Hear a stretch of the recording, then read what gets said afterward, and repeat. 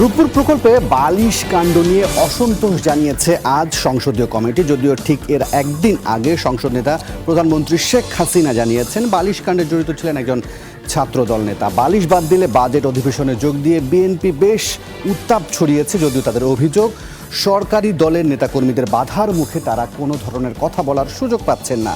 এদিকে আজ দুটি মামলায় জামিন পেয়েছেন বিএনপি চেয়ারপারসন খালেদা জিয়া। আর নিখোঁজ ভাগ্নের খোঁজ নিতে নিজেই তদন্তে নামার ঘোষণা দিয়েছেন সাবেক স্বরাষ্ট্র প্রতিমন্ত্রী সোহেল তাজ। চারপাশেই ঘটছে নানান ধরনের ঘটনা। এসব ঘটনাগুলো আমাদের প্রাত্যহিক রাজনৈতিক জীবনে এবং চিন্তাধারায় কতটা প্রভাব ফেলে আনতে চাই আলোচনার টেবিলে। সঙ্গত কারণেই আজ আমাদের আলোচনার বিষয়বস্তু কেমন চলছে রাজনীতি। আপনাদের সকলকে আমন্ত্রণ 24 ঘন্টার সাথে আছে আমি মীরা হাসান।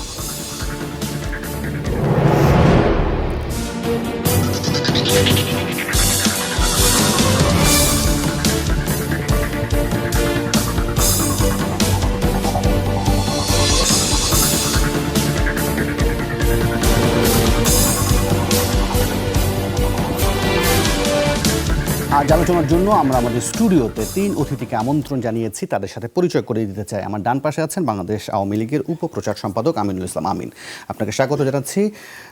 সাথে আছেন জি9-এর সাধারণ সম্পাদক ডক্টর সাখাওয়াত হোসেন শান্ত, আপনাকেও স্বাগত এবং আমন্ত্রণ। একই সঙ্গে আমন্ত্রণ জানাচ্ছি অ্যাসোসিয়েটেড প্রেস এপির ব্যুরো প্রধান জুলহাস আলমকে। আপনাদের তিনজনকে নিয়ে আলোচনা শুরু করতে চাই। আমি আলোচনাটা শুরু করতে চাই আমিনুল ইসলাম আমিন, আপনাকে দিয়েই। মূলত সংসদের বিষয়টি দিয়ে আলোচনা শুরু করতে চাই। গতকাল এবং আজ যে সংসদীয় কমিটির যে রূপপুর প্রকল্পে বালিশকাণ্ড নিয়ে কথাবার্তা হয়েছে, তাদের যে অসন্তোষের কথা হয়েছে সেটা তো জানা গেছেই। তবে প্রধানমন্ত্রী গতকাল সংসদে একটি বক্তব্য দিয়েছেন। সেই জায়গায় তিনি রূপপুর প্রকল্পে এই বালিশকাণ্ডের জন্য যে অভিযুক্ত আছেন তাকে বলছেন তিনি অন্য দল বা সংগঠন করতেন। এটা স্পষ্ট করেছেন তিনি ছাত্র দলের কর্মী ছিলেন। এখন অন্য দল করতেন, অন্য সংগঠন করতেন, অন্য রাজনীতিতে বিশ্বাস করতেন। আসলে এটা বলে বা এটা সংসদে তুলে আপনাদের সভানেত্রী এবং সংসদ নেতা আসলে কি বোঝাতে চেয়েছেন, কি প্রমাণ করতে চেয়েছেন? একজন রাজনৈতিকবিদের দৃষ্টিকোণ থেকে জানতে চাই আপনার কাছে। আমি শুরুতে আপনাকে অভিনন্দন জানাচ্ছি। আপনার মাধ্যমে যমুনা টেলিভিশনের দর্শক যারা অনুষ্ঠান দেখছেন সবাইকে সালাম জানাচ্ছি। একই সাথে আমার যে দুই সহ আলোচক আছেন তাদেরকেও শুভেচ্ছা। এটা আসলে প্রথমত মাননীয় প্রধানমন্ত্রী আপনি জানেন যে যখনই বালিশ প্রকল্পের বিষয়টা আলোচনায় আসলো সাথে সাথে কিন্তু তার বিরুদ্ধে অ্যাকশন নেওয়া হয়েছে। এবং এখানে তার বিরুদ্ধে অ্যাকশন নেওয়ার ক্ষেত্রে সে কোন দল করে অথবা আগে সে কোন রাজনীতি করতেন এগুলো কোনো বিবেচনা আনা হয়নি। এবং গতকাল এবং পরশু যদি পার্লামেন্টে মাননীয় প্রধানমন্ত্রী সংসদ নেতার বক্তব্যগুলো আপনি শুনেন, আপনি ক্লিয়ার হবেন। উনি বারবার বলেছেন, যে মেসেজটা দেওয়ার চেষ্টা করেছেন যে অপরাধী যে দলের হোক, সে যদি আমার দলের হয় তাকেও কোনো অন্যায় করলে ছাড় দেওয়া হবে না।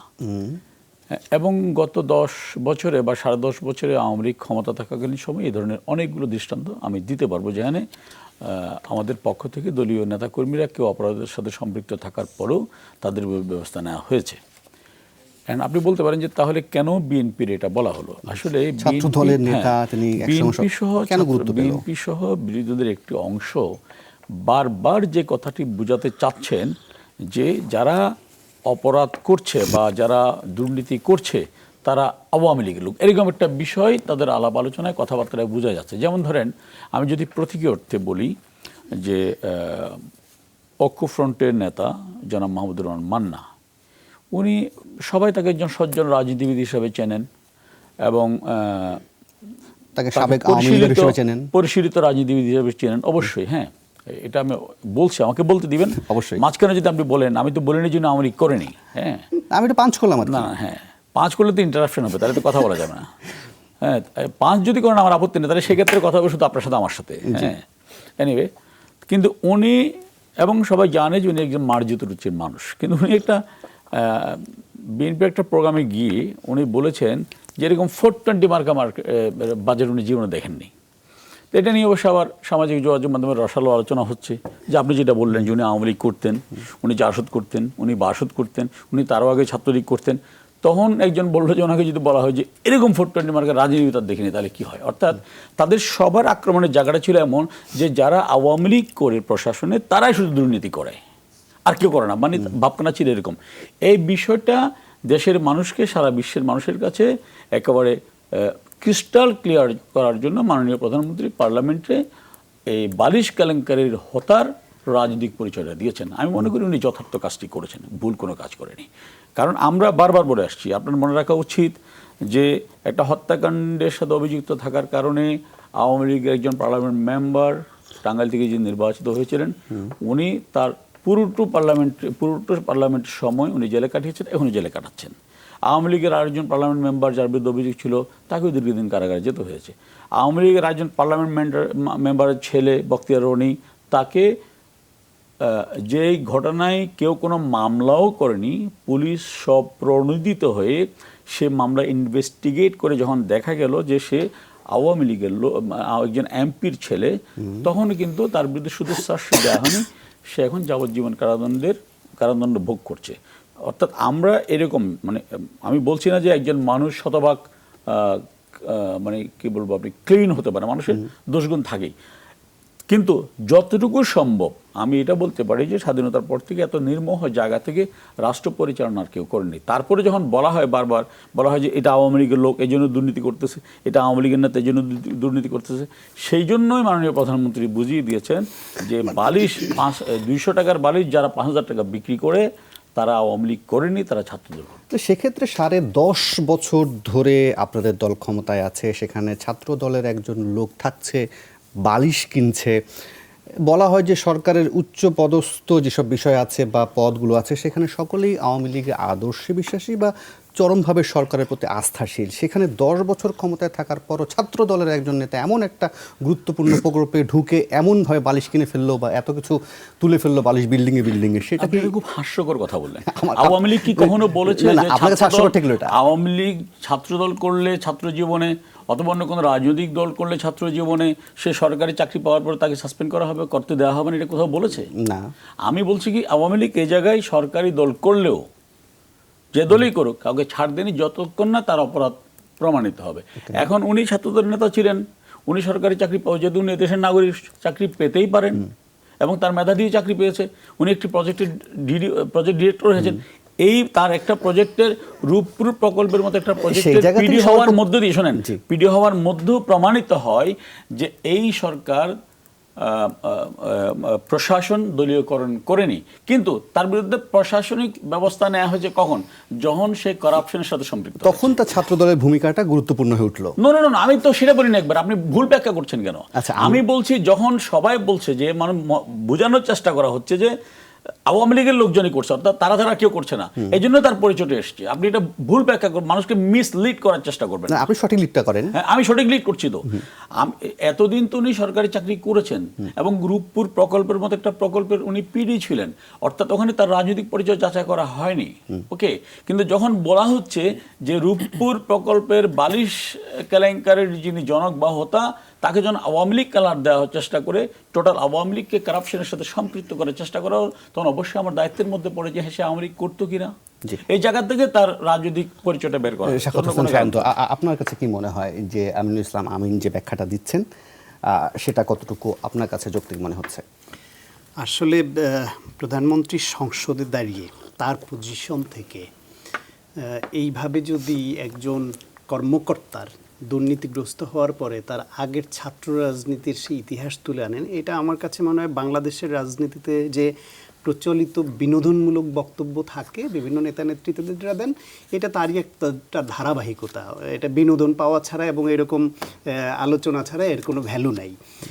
একজন কর্মকর্তা তাকে নানানভাবে যাচাই বাছাই করে গোয়েন্দা রিপোর্টের মাধ্যমে তার 14 গোষ্ঠীর তথ্য নিয়ে তারপরে বসানো হয়, তারপরে চাকরি দেওয়া হয়, এটাই সত্য।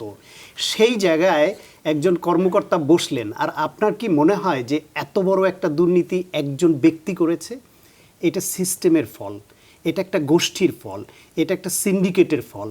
ফলে এইভাবে প্রশাসনের মধ্যে, সরকারের বাইরে, দলীয় নেতাদের মধ্যে নানানভাবে যে দলবদ্ধ সিন্ডিকেটের যেই দুর্নীতি, তার একটা অংশ মাত্র। সেখানে একজন অফিসার তিনি কোন দল করতেন, কি করতেন, সেইটা সামনে আনতে হলো কেন? কারণ হচ্ছে গিয়ে তারা এইভাবে আকণ্ঠ নিমজ্জিত দুর্নীতিতে যেটা তারা সামাল দিতে পারছেন না।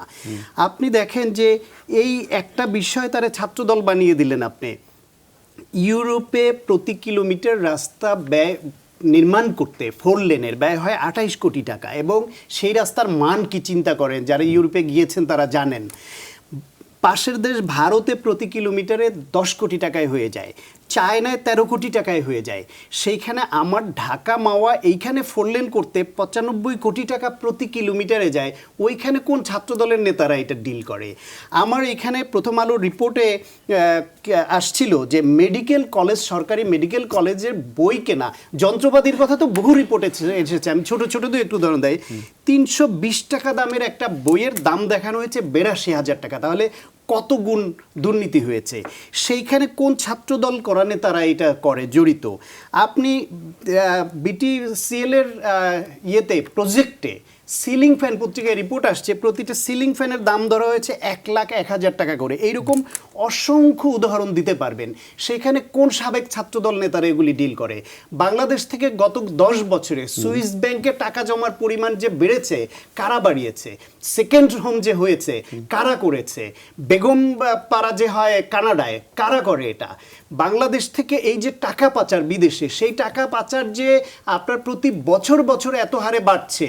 আমরা যে এখন পাশের দেশ ইন্ডিয়াকে প্রথম বড় ভাই হিসেবে প্রথম অবস্থান দিয়েছি ঠিকই, আমরা টাকা পাচারে দ্বিতীয় হয়ে গেছি। এই টাকা পাচারটা কারা করেছে? এই পরিসংখ্যানে আমি বলি, যদি মনে করেন আপনি এটা আওয়ামী লীগের বাইরের কেউ করে, 10-11 বছর ধরে রানিং তারা ক্ষমতায়, আগের 2 বছরও তাদের কন্ট্রিবিউশন। এইভাবে অভিযোগটা করছেন মোটা দাগে যে আওয়ামী লীগ ক্ষমতায় আছে বলেই এসবের সবকিছু দায়ভার তাদের? দায়ভার 2 কারণে তাদের। এক হচ্ছে এইটা প্রমাণিত যে আওয়ামী লীগের এমপি মন্ত্রীদের বিষয়ে মৎস্যজীবী এমপি মন্ত্রী হয়ে গেছেন, তারপরে মাছ চাষেও ট্যাক্স বসাতে হয়েছে। তারা মৎস্যজীবী কেন? কারণ কর মুক্ত ওইভাবে 2 নাম্বারই করে আয় করবার পথ তারা গ্রহণ করেন। এইরকম এমপি মন্ত্রী অসংখ্য আছে, সংবাদ মাধ্যমে যে সেক্টরের মধ্যে এক্সপার্ট তাকে সেই সেক্টরের দায়িত্ব দেওয়া হচ্ছে। এর মধ্যে 2 হলো তারা দুর্নীতি প্রতিরোধ করতে ব্যর্থ হয়েছে, যে কারণে 2টি কারণে তাদেরকে দায় নিতেই হবে। এখানে সরকারের যদি আওয়ামী লীগ না থেকে আজকে বিএনপি থাকতো বা অন্য কেউ থাকতো, তাদেরকে ঠিক একইভাবে দায়ী করতাম আমি, যে আপনি নিজে দুর্নীতিতে জড়িত, আবার আপনি এটা রোধ করতে পারছেন না, আপনি তালিকা প্রকাশ করছেন না। বিএনপি বলতো যে সেই কর্মকর্তা ছাত্রলীগের। আপনার শেয়ার বাজারে যে পরিমাণ লুটপাট হলো, তারপর সেইখানে ইব্রাহিম খালিদকে নিয়ে যে তদন্ত রিপোর্ট হলো, অর্থমন্ত্রী বলছেন যে এই তদন্ত রিপোর্ট আমার পক্ষে প্রকাশ করা সম্ভব নয়, নাম বলা সম্ভব নয়। কারা জড়িত যে অর্থমন্ত্রী পর্যন্ত তাদের নাম বলতে পারেন না? আপনি হলমার্ক বলেন, ডেস্টিনি বলেন, আপনি আমার এই যে সেতু বলেন, সব কিছুতে যে হু হু করে বাজেট বেড়ে যায়। কোথায় যায় এই টাকা? প্রশাসনের সর্বস্তরে যে দুর্নীতি যেইভাবে প্রবেশ করেছে, এর পেছনে হচ্ছে একটা সরকার যখন তার লেজিটিমেসি হারায়, তারা যখন জনপ্রতিনিধিত্বশীল না হয়, তারা যখন প্রশাসনের উপর নির্ভর করে রাষ্ট্র ক্ষমতা দখল করে থাকে, তখন ওই প্রশাসনের লোকজন লুটে পুটে খাইলে তাদেরকে এই সরকারের নৈতিক অবস্থান থাকে না, সেটা বাধা দেওয়ার। সেই সুযোগে ফলে এই বক্তব্যটা চাইবো, যেহেতু উনি কারো স্পষ্ট করে বলেছেন যেহেতু আওয়ামী লীগ সরকার ক্ষমতায় আছেন, সেই জায়গা থেকে এই সব দায় দায়িত্ব তার উপর বর্তায়। আমি একটু জুলহাস আলমের কাছে জানতে চাই যে 2টি বিষয় আপনি আমাকে একটু স্পষ্ট করবেন বা আপনার বিশ্লেষণে জানতে চাইবো। যে একটা হচ্ছে সংসদীয় কমিটির একটা অসন্তোষের খবর আজকে আসছে, যদিও সেই অসন্তোষের খবরের মধ্যে যে 2 মন্ত্রণালয় আছে, বিজ্ঞান ও প্রযুক্তি এবং আমাদের গণপূর্ত, তাদের মধ্যে এক ধরনের পরস্পরের দায় চাপানোর প্রসঙ্গটি, এই যে বিবৃতি আছে সেই বিবৃতির মধ্যে আমার স্পষ্ট হচ্ছে, তার মধ্যেই প্রধানমন্ত্রী এই বক্তব্য। সেটাকে কিভাবে এটা বিশ্লেষণ করবেন? এক, আর বিএনপি এখন সংসদে আছে, তারা উপস্থিত থাকছে, সংসদে বক্তব্য দিচ্ছে, একটু উত্তাপ ছড়াচ্ছে, এর বাইরে আসলে কি প্রভাব হচ্ছে? 2টি বিষয় আমাকে একটু বিশ্লেষণ করবেন। প্রথমত হলো যে আলোচনা শুনে আমার একটি বই আছে ডক্টর আকবর আলী খানের, আমরা জানি যে পরার্থপরতার অর্থনীতি, তো সেখানে একটা চ্যাপ্টার আছে যে ম্যানহোলের অর্থনীতি বাংলাদেশে। কারণ যে দেশে ম্যানহোল থাকলে ওটা ভেঙে নিয়ে চলে যায়, চুরি করে নেওয়া যায়, ওখানে পুলিশ দাঁড়িয়ে থাকে, লোকজন সারাক্ষণ চলাচল করছে, তো সেই রকম একটা অর্থনীতির ভিত্তির উপর কিন্তু আমরা এগিয়ে যাচ্ছি। অস্বীকার করার কোনো সুযোগ নেই যে গত 10 বছরে অনেক উন্নয়ন প্রকল্প, বড় বড় প্রকল্প, যেটি রাষ্ট্রের জন্য, বাংলাদেশের অর্থনীতির জন্য অত্যন্ত গুরুত্বপূর্ণ। পাশাপাশি এই যে ঘটনাটা, বালিশ দুর্নীতি যেটাকে বলা হচ্ছে পপুলার টার্মে, এটি আমি অনেকটা সাকাওয়াত হোসেন সায়ন্ত ভাইয়ের সাথে আমি একমত যে দুর্নীতির জায়গায় এই জায়গাগুলো একেবারে সুশাসনের প্রশ্ন। কারণ হচ্ছে যে এটি কিন্তু আগেও ছিল, সাকাত হোসেন সায়ন্ত ভাই যে দলকে রিপ্রেজেন্ট করেন, আমরা সেই সময়টাও দেখেছি 2001 থেকে 2006 কি বিভৎস অবস্থা নানা ক্ষেত্রে, দুর্নীতি, জঙ্গিবাদ, অন্যান্য ক্ষেত্রে। তো এখন যে জায়গা থেকে আমরা দেখছি যে এই সময়ে সেটারই একটা আরেকটা রূপ অন্যভাবে দাঁড়িয়েছে। কারণ আমাদের মতো দেশের অর্থনীতিতে যেটা হয় যে আমাদের একদিকে হলো যে চ্যালেঞ্জ হচ্ছে যে আমাদের এগোতে হবে, আবার এটা করতে গেলে যে সিন্ডিকেটেড যে দুর্নীতি এবং যে মাফিয়াতন্ত্র কাজ করে সেটি কিন্তু আরও বেশি সক্রিয় হয়, কারণ এটার সাথে অনেক গ্রুপ জড়িত। তার সাথে রাজনীতিবিদদের সংশ্লিষ্টতা থাকে, আমলাতন্ত্রের সংশ্লিষ্টতা থাকে, মাসলম্যানদের সংশ্লিষ্টতা থাকে, এবং এই রাজনীতির আশেপাশে তারা ঘোরাফেরা করে। যেটা আমিন ভাই বলছিলেন বা আপনি বলছিলেন যে দল পরিবর্তন করে অথবা আগের পরিচয় নিয়ে তারা চলে আসে এই ইসে, এটা তো হচ্ছে। আওয়ামী লীগ নিজেও চিন্তিত, কারণ হচ্ছে যে দেখা যাচ্ছে যে 30 বছর ধরে অন্য একটি দল করেন, যে সারা জীবন অন্য কিছু বলে গেছে, তারা এখন হঠাৎ করে আওয়ামী লীগার হয়ে যাচ্ছে। কেন হচ্ছে? ওই যে সিন্ডিকেটের কারণে। আপনি খুব অবাক হবেন, আমার কাছে একটা লেখা আছে যেটা হচ্ছে বাংলাদেশের রাজনীতি, বিশেষ করে প্রধান যে দুই দল, এই দুই দলের রাজনীতির মধ্যে যে সম্পর্ক, আত্মীয়তা, বন্ধন এবং একটার সাথে আরেক ধরনের যে কী ধরনের ওতপ্রোতভাবে জড়িয়ে আছে, এখন ইতিহাস দেখলে তখন সাধারণ মানুষ হিসেবে আমি ওই লেখাটা পড়ার পরে আমার এক ধরনের ফিলিং হলো যে তাহলে আমরা সাধারণ জনগণ আসলে কোথায় আছি।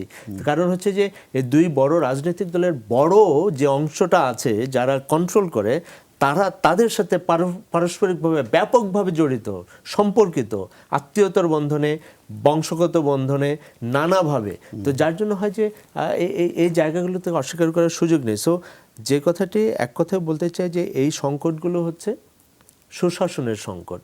উন্নয়নের রাজনীতি হচ্ছে, উন্নয়ন সরকার দিচ্ছেন এবং মাননীয় প্রধানমন্ত্রী অনেক বড় বড় খুব চ্যালেঞ্জিং প্রকল্প নিয়েছে, এবং যেমন পদ্মা সেতু হচ্ছে আমাদের জন্য চ্যালেঞ্জিং। এবং আরেকটি বিষয় আমি একটু অ্যাড করব তার আগে, যে এই চ্যালেঞ্জটাকে আমরা মোকাবেলা করতে গিয়ে যদি আমরা সুশাসনটাকে করতে না পারি, আপনি একদম গ্রাম পর্যায় থেকে দেখবেন যে কী ধরনের দুর্নীতির একটা চক্র তৈরি করা হয়েছে, দুষ্ট চক্র তৈরি করা হয়েছে। এবং একেবারে গ্রাম পর্যায় থেকে আপনি ফেরেশতাকেও যদি এখানে বসিয়ে দেওয়া হয়েছে, আর আপনার কোনো উপায় নেই, আপনি ব্যক্তি এখানে ম্যাটার করে না, এখানে ভালো মন্দ এটা ম্যাটার করে না, আপনার ওই সিস্টেমের কারণে আপনি বাধ্য। কিন্তু একটা বিষয় বলছিলেন যে ধরেন আপনি যে উন্নয়নের কথা বলছেন, যে অবকাঠামোগত উন্নয়নের কথা বলছেন বা মেগা প্রকল্পের কথা বলছিলেন, তিনি বেশ কিছু উদাহরণ দিয়েই বলছিলেন যে আসলে কোন প্রকল্পে আশপাশের দেশে কত খরচ হয় আর আমাদের এখানে কত খরচ হচ্ছে, এবং কারা সেটা গোষ্ঠী পিপল যারা আছেন তারা এই কাজগুলো করছেন। সেখানে আপনি সিন্ডিকেটের কথা বলছেন, একটা মাফিয়া চক্রকে কথা বলছেন, হয়তো সেটাকে একেবারেই মানে নির্মূল করা যাবে না, কিন্তু নিয়ন্ত্রণিত রাখা সম্ভব। সেক্ষেত্রে একটা সরকার আসলে কতটা আদর্শিক সময় দরকার, কারণ একটা সরকার তো লম্বা সময় ধরে চলছে। একটু বলে নিই যে এই যে খরচের যে হিসাবটি, সেটা নিয়ে নানা বিতর্কও আছে, কারণ আমরা বাংলাদেশ কিন্তু আমদানি নির্ভর একটি রাষ্ট্র। দেশে সঙ্গে আমরা আমদানি করি বেশি। আপনি যদি হিসাব দেখেন, আমরা যত টাকা রপ্তানি করি তার অনেক গুণ বেশি কিন্তু আমদানি করি। এবং আমাদের রাস্তাঘাট করতে কিন্তু আমাদের পাথর নেই, আমাদের ওই যে কাঁচামাল লাগাটা নেই। ইন্ডিয়ার কথা বলছেন, ইন্ডিয়া নিজেদের আছে সব। ইন্ডিয়া থেকে যেসব ভেসে আসে নদী দিয়ে, সেখান থেকে আমরা কিছু কিছু পাই, আর সব আমাদের ওখান থেকে কিনে আনতে হয়। তো এটা কিন্তু বাস্তবতা। ইউরোপে কিন্তু আছে, সোর্স আছে। ইউরোপে দেখা যাচ্ছে, আপনি সুইডেনের দিকে দেখেন, আপনি দেখবেন যে ওখানে পাথর আছে, ওখানে অনেক অনেক যে জিনিসগুলোতে রাস্তাঘাট করা হয়, এটা কিন্তু নিজস্ব সোর্স থেকে আসে।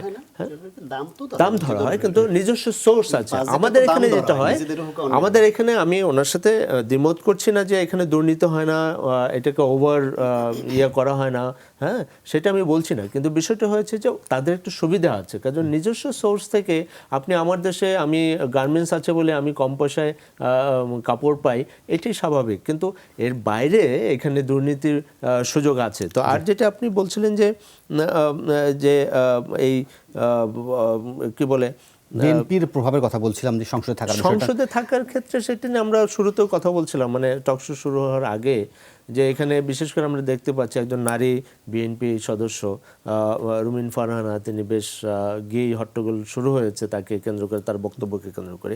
কারণ হচ্ছে যে এক ধরনের ভ্যাকুয়াম তৈরি হয়েছে, সেই ভ্যাকুয়ামটায় একজন কথা বললেও সেটা অনেক বেশি জোরে মনে হয়, অনেক বেশি শক্তিশালী মনে হয়, সেটি হচ্ছে। এবং তাতে কিছুটা প্রভাব তো জনমনে আছে, কিন্তু এই মুহূর্তে আমার মনে হয় না যে সংসদে বিএনপি যোগ দেওয়াটা তো অত্যন্ত ভালো সিদ্ধান্ত আমি মনে করি। সেই জায়গা থেকে ইম্প্যাক্ট আছে, এবং তারা যদি এই 1 জন 2 জন 5 জন 7 জন যাই থাকুন না কেন, তারা যদি ইস্যুগুলোকে নিয়ে আসতে পারেন তাহলে সরকার চাপে পড়তে বাধ্য, কারণ সংসদের দিকে মানুষ তাকিয়ে। এই জায়গাটা থামাতে হচ্ছে, আমাদের বিরতির সময় হয়ে গেছে। বিরতির পর ফিরে এসে আমিনুল ইসলাম আমিন, আপনি নিশ্চয়ই সায়ন্ত যে প্রসঙ্গগুলো তুলছিলেন সেগুলো জবাব দেবেন। পাশাপাশি এটাও একটু জানতে চাইবো যে বিএনপি যে সাংসদরা গেছেন, রুমিন ফারহানা গেছেন, তিনি সংসদে কথা বললে একসঙ্গে সব সাংসদরা এটা বিরোধিতা করছেন। মানে বলাই তো হয়েছিল, প্রধানমন্ত্রী থেকে বলা হয়েছিল যে ঠিক আছে যত কম আসুক না কেন তাকে কথা বলার সুযোগ দেওয়া হবে। এখন তিনি কথা বললে বা বিএনপি নেতারা কথা বললেই কেন সবাইকে তাকে থামাতে হচ্ছে, বাধা দিতে হচ্ছে, এটা একটু জানতে চাইবো। তবে তার আগে নেব ছোট্ট একটা বিরতি, ফিরবো একটু পর, আশা করে ফিরে এসে আপনাদের সাথে পাবো।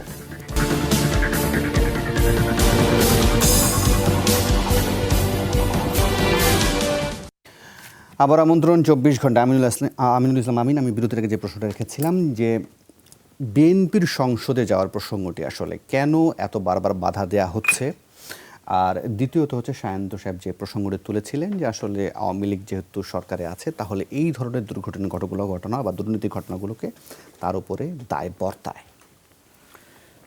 হ্যাঁ, আমি একটু সংক্ষেপে এই কথাগুলো শেষ করি, যেহেতু অনেকগুলো পয়েন্ট আছে। প্রথমত ডক্টর সায়ন্ত যেটি বলেছেন যে বেছে বেছে খোঁজখবর নিয়েই আওয়ামী লীগ নেতাকর্মীদেরকে নিয়োগ দেওয়া হচ্ছে, এই কথাটিকে একেবারে মিথ্যা।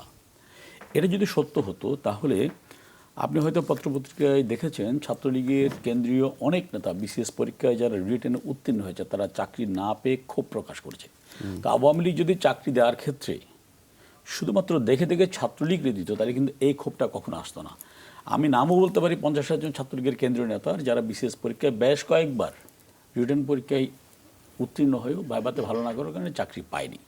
সুতরাং তার এই অভিযোগটার পেছনে কোনো যুক্তি আছে বলে আমি মনে করি না।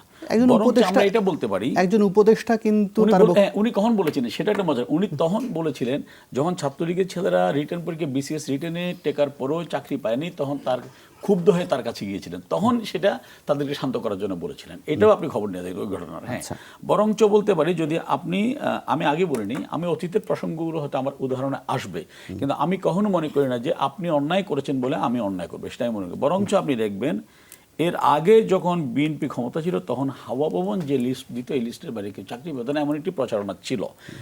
এবং এই প্রচারণা কতটুকু সত্য মিথ্যা সে প্রসঙ্গে আমি পরে আসছি। এরপরে সাখাওয়াত হোসেন সায়ন্ত একটি কথা বলেছেন, রাস্তা বানানোতে দুর্নীতি।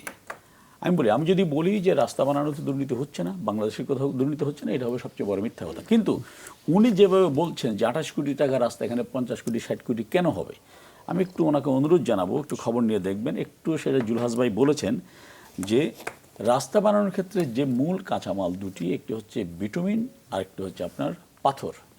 বাংলাদেশে বিটুমিন উৎপাদিত হয় না, পাথর উৎপাদিত হয় না, এবং সেটা ইম্পোর্ট করতে হয় মিডল ইস্ট থেকে বিটুমিন, এবং পাথর ইম্পোর্ট করতে হয় মিডল ইস্ট বা ইন্ডিয়া বিভিন্ন জায়গা থেকে। স্বাভাবিকভাবে যারা ইম্পোর্টার তাদের কাছে খবর নেবেন ওখানের সাথে বাংলাদেশের ট্যাক্স মিলিয়ে সেটা কত গুণ বেড়ে যায়। এক নাম্বার 2, এই রাস্তা বাংলাদেশ ছাড়া পৃথিবীর খুব কম দেশেই যখন একটা নতুন রাস্তা তৈরি করার জন্য রাস্তা বানানোর প্রজেক্ট নেওয়া হয় সেখানে জমি এটাকে অধিগ্রহণ করতে হয়, এবং সেই জমি অধিগ্রহণের যে 3 গুণ বেশি দিতে হয় সরকারকে। এগুলো সহ কিন্তু এই খরচের মধ্যে আসে। এগুলো বিবেচনা করলে, এবং আমার কথা যৌক্তিকতা প্রমাণের জন্য আমি আপনাকে শুধু একটা রিকোয়েস্ট করব, বাংলাদেশে যারা বড় বড় কন্ট্রাক্টর আছে, সে মোনায়েম গ্রুপ আছে, আরও কারা কারা আমি সব জানেন, ওদের সাথে কথা বলতে বুঝতে পারবেন। আপনি যেভাবে বলছেন যদি 12তে হয় 15 কোটি, বাংলাদেশে কোনো 50 কোটি, তার মানে তো তাহলে ওদের টাকা রাখারই জায়গা থাকবে না। কিন্তু ওদের ব্যাংক স্টেটমেন্ট নেবেন, অথবা আমি জানি আপনার পক্ষে ওদের খোঁজখবর নেওয়া কঠিন কোনো কাজ না, তাহলে জানতে পারবেন যে এখানে কী পরিমাণ দুর্নীতি হচ্ছে। এটা ওই বাস্তবতাটা না গিয়ে কি আপনি সরাসরি যদি এটা মিলিয়ে ফেলেন তাহলে কিন্তু কখনো সত্যিকার রেজাল্ট পাবেন না, এবং কেন পাবেন না সেটা আমি ফিনিশিংয়ে দিয়ে দেবো। এরপর আপনি অর্থমন্ত্রীর কথা বলেছেন, দুর্নীতির কথা বলেছেন। হ্যাঁ, সেটা হচ্ছে কি, আমি আপনাকে চ্যালেঞ্জ করে বলি, বাংলাদেশে যে দুর্নীতিগুলোর কথা এখন আলোচিত হচ্ছে, হলমার্ক কেলেঙ্কারি, বিসমিল্লাহ গ্রুপ কেলেঙ্কারি বা আরও কেলেঙ্কারি, এগুলো একটাও বিএনপির কোনো নেতাকর্মী ধরেনি। এগুলো সংবাদপত্রে এসছে, এটাও ঠিক, কিন্তু সংবাদপত্র আসার পরে যদি সরকার ব্যবস্থা না নিত, কে কী করতো? ব্যবস্থা কি বিএনপির আমলে নেওয়া হয়েছিল? বিএনপির আমলে এই ধরনের কোনো দুর্নীতির বিরুদ্ধে ব্যবস্থা নেওয়া হয়নি বলেই বিএনপির আমলে আল্লাহর রহমতে 5 বার বিএনপির দুর্নীতি বিশ্ব চ্যাম্পিয়ন হয়েছিল। আমাদের সার্টিফিকেট না, আওয়ামী লীগের নয়, টিআই এর সার্টিফিকেট প্রথম আপনারা পেয়েছেন। আমরা প্রথমে একবার পেয়েছিলাম 2000 সালে, তারপর আপনারা 5 বার পেয়েছেন। আর গত 11 বছরে বাংলাদেশ কখনো দুর্নীতির প্রথম 5 জন 10 জনের তালিকাতে যাওয়ার সৌভাগ্য বা দুর্ভাগ্য হয় নাই। এইটাই প্রমাণ করে যে বেগম বাজারে টাকা আমরা পাঠাচ্ছি। আরেকটি সুইস ব্যাংকের কথা বলেছেন, শুনেন, আমি অর্থনীতির ছাত্র না, আমার কোনো ব্যাংক ব্যালেন্সও নেই, কিন্তু আমি যতটুকু জানি, খোঁজখবর নিয়ে একজন রাজনৈতিক কর্মী হিসাবে, সুইস ব্যাংক কাউকে কে কত টাকা জমা দিয়েছে সেই ইনফরমেশন কাউকে দেয় না। তাহলে আপনি কীভাবে পেলেন কে কত টাকা জমা রেখেছে? এগুলো হচ্ছে একটি মানে আজগুবি বিষয়। এবং ওইটাও যদি সত্য হতো তাহলে তো আমরা অন্ততপক্ষে চ্যাম্পিয়ন না হলেও রানার্স হতাম গত 11 বছরে। রানার্স আপনার 5 জনের তালিকায় ছিলাম না। এখন আপনি সুশাসনের কথা বলেছেন জুলহাস ভাই, সংক্ষেপে আমি একটু বলি।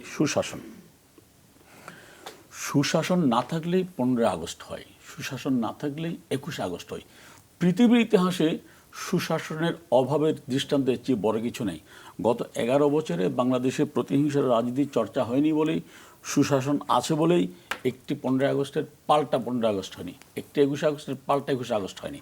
বরঞ্চ আমরা চেষ্টা করছি সেই অপরাধগুলোকে আইনের আওতায় এনে বিচার করার জন্য। এই জন্য বঙ্গবন্ধু কন্যা শেখ হাসিনা, আমাদের প্রিয় নেত্রী, তিনি তার নিজের পিতা, আমাদের জাতির পিতা, তার হত্যাকাণ্ডের বিচারও করেছেন প্রচলিত আইনে। উনি নতুন করে পৃথিবীর দেশে দেশে এরকম সেন্সেশনাল মামলাগুলোর ক্ষেত্রে বিশেষ ট্রাইব্যুনাল গঠন করা হয়, আমরাও সেটা করি। এখন আমি শেষ করতে হবে, আরেকজনের সময় 30 সেকেন্ডে রুমিন ফারহানার কথা বলছেন। রুমিন, আমরাও চাই মাননীয় প্রধানমন্ত্রী যেটা বলেছেন, রুমিন ফারহানা না, সবাই সংসদে আসুক, বলুক, কিন্তু সংসদে গিয়ে তো আপনাকে সংসদীয় রীতিনীতির সাথে কথা বলতে হবে। আপনি সংসদে গিয়ে শপথ নিয়ে যদি বলেন এটা অবৈধ, তাহলে শপথ নিলেন কেন, আসলেন কেন? প্রতি মুহূর্তে আপনি তো প্রতিপক্ষকে উস্কে দিচ্ছেন।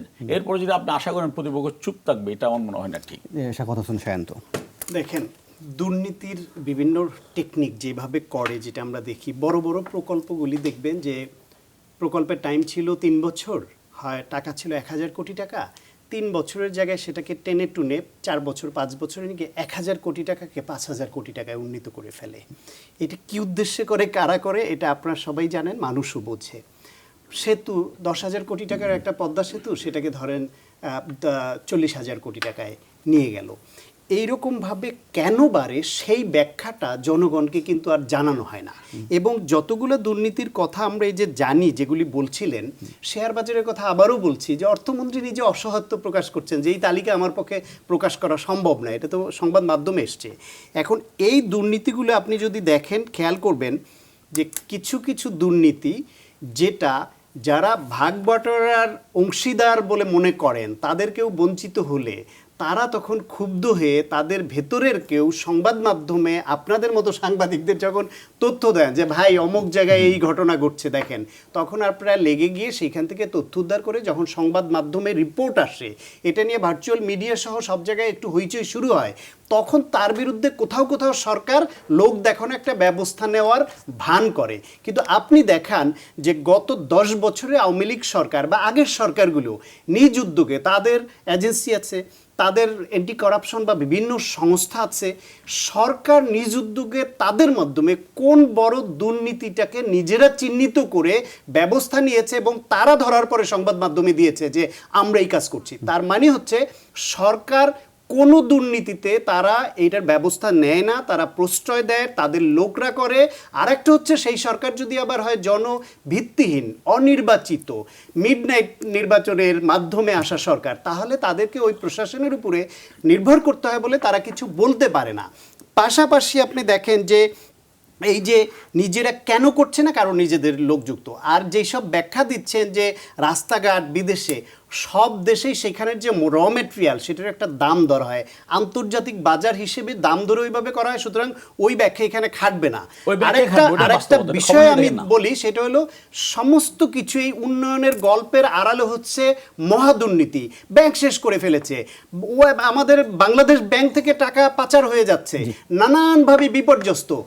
এই বুলি আউরে এই দিক থেকে দেখাচ্ছে, আর এক দিক থেকে সুশাসন বলতে কিছু নাই, গুম খুন, এক্সট্রা জুডিশিয়াল কিলিং, রাজনীতিকে নির্বাসনে দেওয়া, সব করছে। এমন পর্যায়ে পৌঁছে যে এই আওয়ামী লীগ সরকারের একসময় স্বরাষ্ট্র প্রতিমন্ত্রী ছিলেন সোহেল তাজ, তিনি তার ভাগ্নে আজকে যখন গুমের শিকার হন, তাকে প্রধানমন্ত্রীর কাছে যেতে হয়, স্বরাষ্ট্রমন্ত্রীর কাছে যেতে হয়, আইজিপির কাছে যেতে হয়, তারপরও ব্যবস্থা না পেয়ে তাকে প্রেস কনফারেন্স করতে হয়, এখন ফেসবুকে লাইভ করে বেড়াচ্ছেন, এতটা অসহায় অবস্থা। এবং তিনি সুন্দর একটা কথা বলছেন যে আজকে আমার ভাগ্নে হয়েছে, কালকে আপনার ভাই হতে পারে, পরশু আপনার সন্তান হতে পারে।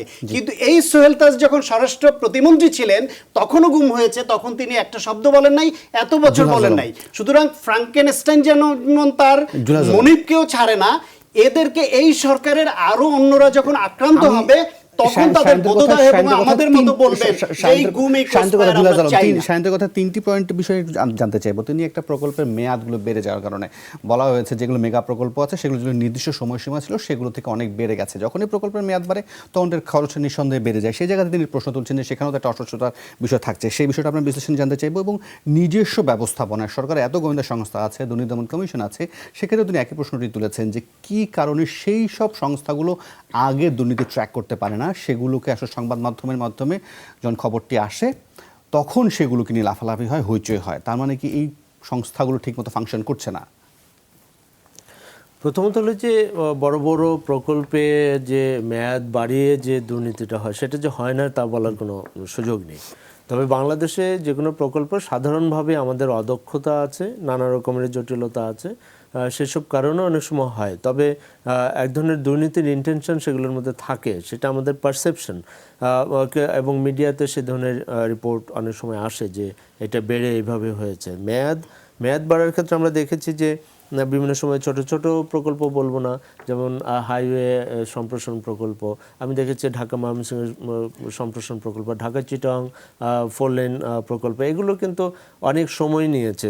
তাহলে আমার প্রাথমিক যখন প্ল্যানিং করা হয় তখন কেন সেইগুলোকে চিন্তা করা হয় না? আপনি ওটা বাদ দেন, ঢাকা শহরে আছে আমাদের কিছু প্রকল্প আছে রাজুক বাস্তবায়ন করে, সেগুলো কবে কি হবে আর আপনি উত্তরা 3rd ফেজের দিকে তাকান, কোনো খবর নেই। ওখানে কিন্তু সব প্রভাবশালী লোকজনই, বেশিরভাগ ক্ষেত্রে প্লট আছে, শহরের আমলাদের প্লট আছে, অনেক সাংবাদিকদেরও প্লট আছে, যারাই সমাজকে নানাভাবে নিয়ন্ত্রণ করেন বলবো না, পরিচালনা করেন, তারাই কিন্তু এখানে সেগুলোর কোনো দেখা যাচ্ছে যে একদম এগুলোর সাথে অদক্ষতা আছে, সমন্বয়হীনতা আছে এবং দুর্নীতির ইন্টেনশন সেগুলোতে আছে। তো সেই কারণে হয়ে থাকে সেটা এটা বাংলাদেশের রাষ্ট্র হিসেবে নানা জায়গায় আমাদের সরকারের বিভিন্ন সংস্থার দুর্বলতা আছে, সেটা আমাদের অস্বীকার করার সুযোগ নেই। ভালো কাজ তার মধ্যে থেকে কিছুটা বেরিয়ে আসে। আর দ্বিতীয়ত হচ্ছে যে আপনি যেটা বললেন যে নিজস্ব ব্যবস্থাপনায় দুর্নীতি বের করে নিয়ে আসা, সেটি আমরা আসলে যেটা শুরুতে বলেছিলাম সুশাসনের সংকট, প্রতিষ্ঠান তৈরি করার ক্ষেত্রে আমাদের যে ব্যর্থতা আছে সেই জায়গাটা আমাদের সবসময় ছিল, এবং প্রতিষ্ঠানগুলো দাঁড়ায় না বলে তখন অ্যাডহক বেসিসে কিছু কাজ করা হয়। সেখানে কিন্তু একটা প্রশ্ন থেকে যায়, কারণ আমরা দুদকে দেখেছিলাম যে দুদক বেশ কিছু প্রতিষ্ঠানকে ধরে ঠিক করার চেষ্টা করেছিলেন যে ঠিক আছে এই প্রতিষ্ঠান থেকে আমরা কতটা দুর্নীতি নিয়ন্ত্রণে রাখতে পারি, সেই প্রতিষ্ঠানগুলোর উপর তারা নিজস্বভাবে কাজ করা। আমি কিন্তু ওই প্রতিষ্ঠানের কথা বলি না, আমরা বলেছি ইনস্টিটিউশন হিসাবে একটা সংস্থাকে গড়ে তোলা। দুদক একটা নতুন সংগঠন, নতুনই বলবো, এর অনেক দুর্বলতা রয়েছে। আমি কদিন আগে গতকালকে আমি জিজ্ঞেস করছিলাম একজন কর্মকর্তাকে যে ময়মনসিংহ এলাকায় আপনাদের লোকবল কত, তো তাদের যে লোকবল থাকার কথা কাগজে কলমে যেটা আছে তার 5 ভাগের 1 ভাগ খুব সম্ভবত আছে। এটা কিন্তু একটা সংকট। পাশাপাশি হচ্ছে যে আমাদের সক্ষমতা, আমাদের সমন্বয়হীনতা সেগুলো আছে। আর গোয়েন্দা সংস্থার কথা বললেন, সেটা আমার জন্য বলা মুশকিল, কারণ গোয়েন্দা সংস্থাগুলো তো এগুলোর পেছনে সরাসরি যুক্ত নয়, তারা থাকলেও সেটা তাদের মতো করে কি কাজ করে এটা আমার ধারণা নেই। তবে এমনি যেসব সংগঠন আছে দুদকের মতো সংগঠন, তারা তাদের মতো কাজ করার চেষ্টা করে, ওখানেও সমস্যা আছে। কোথায় সমস্যা? রাজনৈতিকভাবে কন্ট্রোল করা, রাজনৈতিকভাবে ম্যানিপুলেট করা। কারণ দেখা যাচ্ছে যে ওই কারা দুর্নীতি করে, যারা সবসময় যারা ক্ষমতা থেকে তাদের কাছাকাছি মানুষগুলি দুর্নীতি করতে বেশি উদ্বুদ্ধ হয়। কারণ হচ্ছে যে ওখানে প্রোটেকশনের একটা ব্যবস্থা তৈরি হয়। তো সেই জায়গা থেকে বা এটা সব আমলে, এটা আমি বলছি না যে এই সময় আমলে এটাই হয়ে থাকে। আর আমাদের মতো আমাকে একটু সময় দেবেন, আমার আসলে বিরতির সময় হয়ে গেছে, বিরতি নেই, বিরতির পর ফিরে এসে আমরা আপনাকে দিয়ে শুরু করতে চাইবো। ছোট্ট একটা বিরতি, ফিরবো একটু পর, আশা করি ফিরে এসে আপনাদের সাথেই পাবো।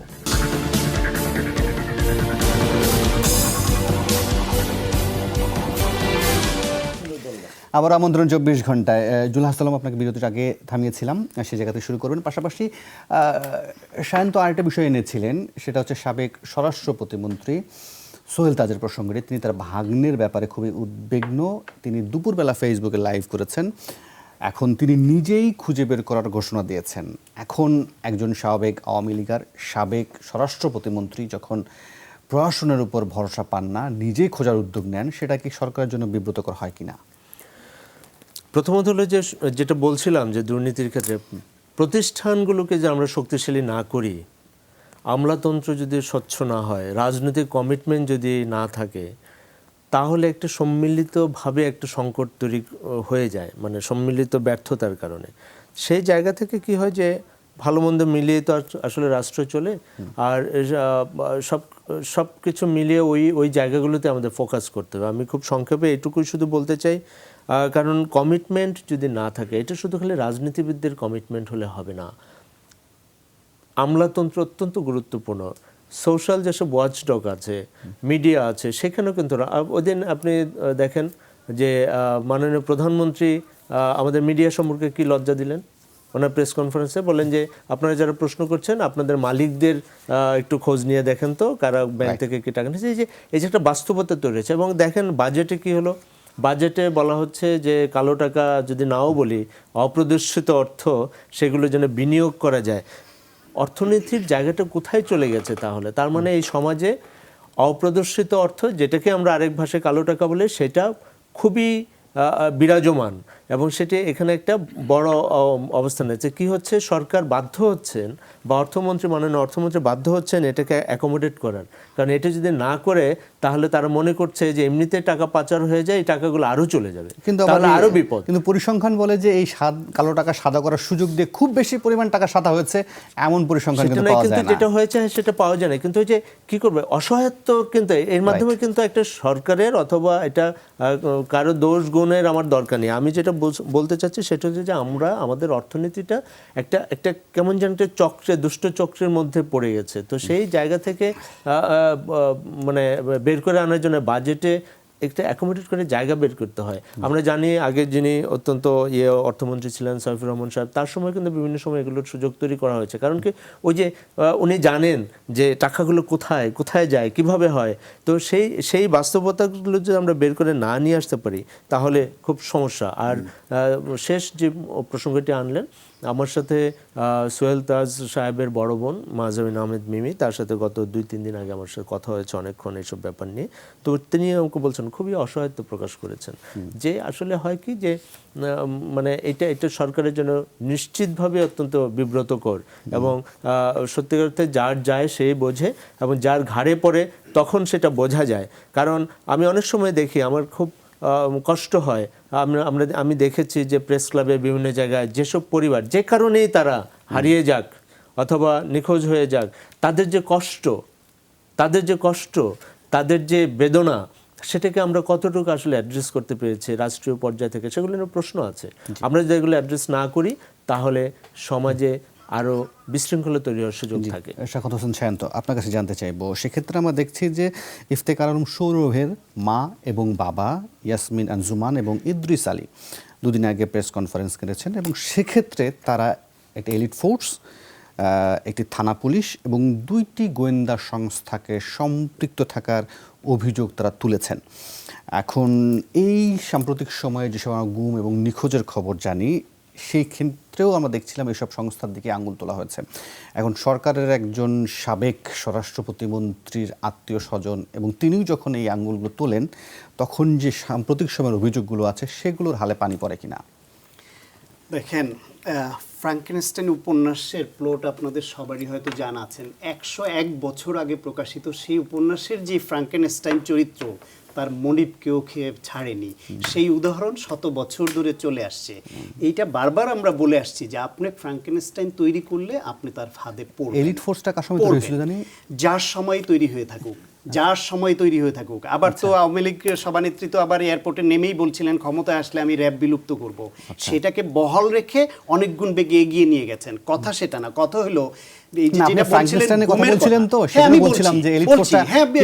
বিএনপির অনেক নেতারা ক্রস ফায়ারে পড়েছে, বিএনপি করেছিল, তার বলে তার ধারাবাহিকতা রক্ষা করে আপনি যদি আবার সেটাকে অনেকভাবে এগিয়ে নেন, সেটার দায়টাও তো আওয়ামী লীগকে নিতে হবে।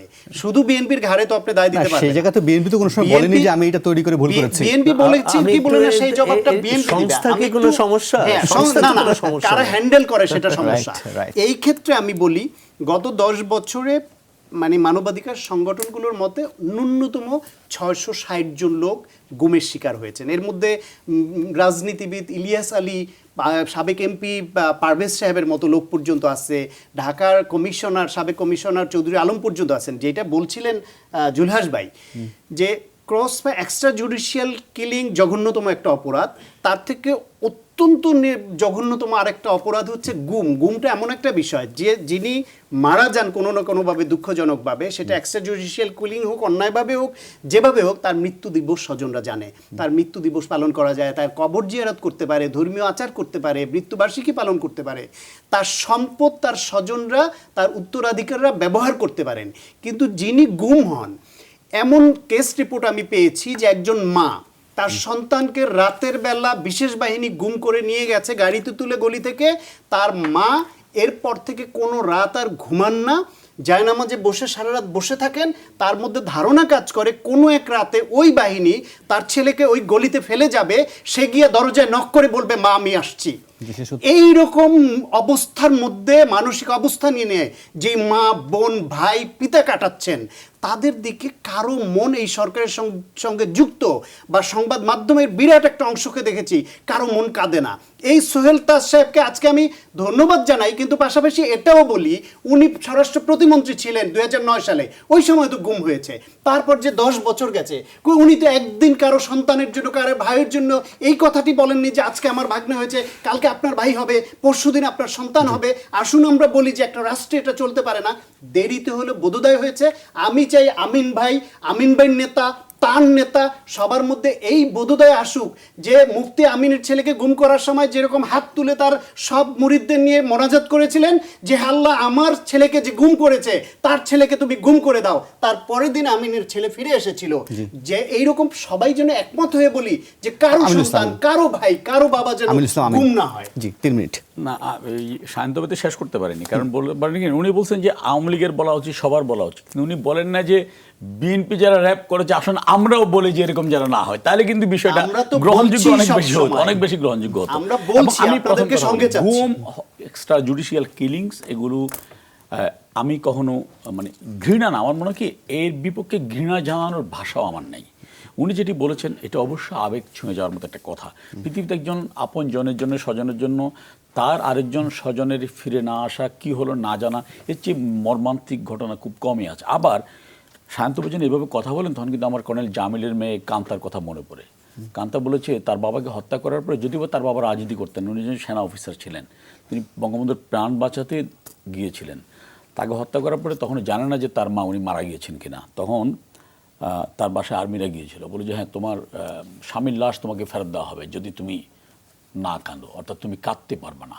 না, আমার মনে হয় এই বেদনাটা মানে কত বড় ভয়ঙ্কর একটা বিষয়। অর্থাৎ তোমার বাবার লাশ পেয়েছো এই জন্য তুমি উৎসব করো, তুমি খুশি করো। এই ঘটনাগুলো না মানে সব একই সূত্রে গাঁথা। এই জায়গা থেকে দাঁড়িয়ে আসলে আমাদের সবারই দায়িত্ব আছে। আওয়ামী লীগের দায়িত্ব আছে, বাংলাদেশের অন্যান্য রাজনৈতিক দলগুলোর দায়িত্ব আছে, এবং যদি আমরা সেই দায়িত্বশীলতা পালন করতে পারি তাহলে এটা সম্ভব।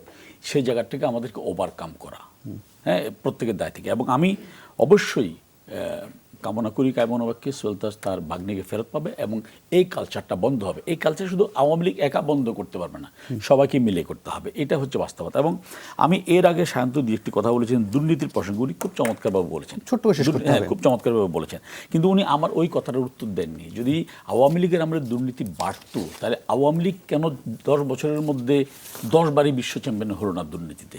এতে প্রমাণিত হয় আওয়ামী লীগের আমলে দুর্নীতি বাড়ছে না, এটা আওয়ামী লীগের আমলে দুর্নীতি বাড়ছে না, কমছে।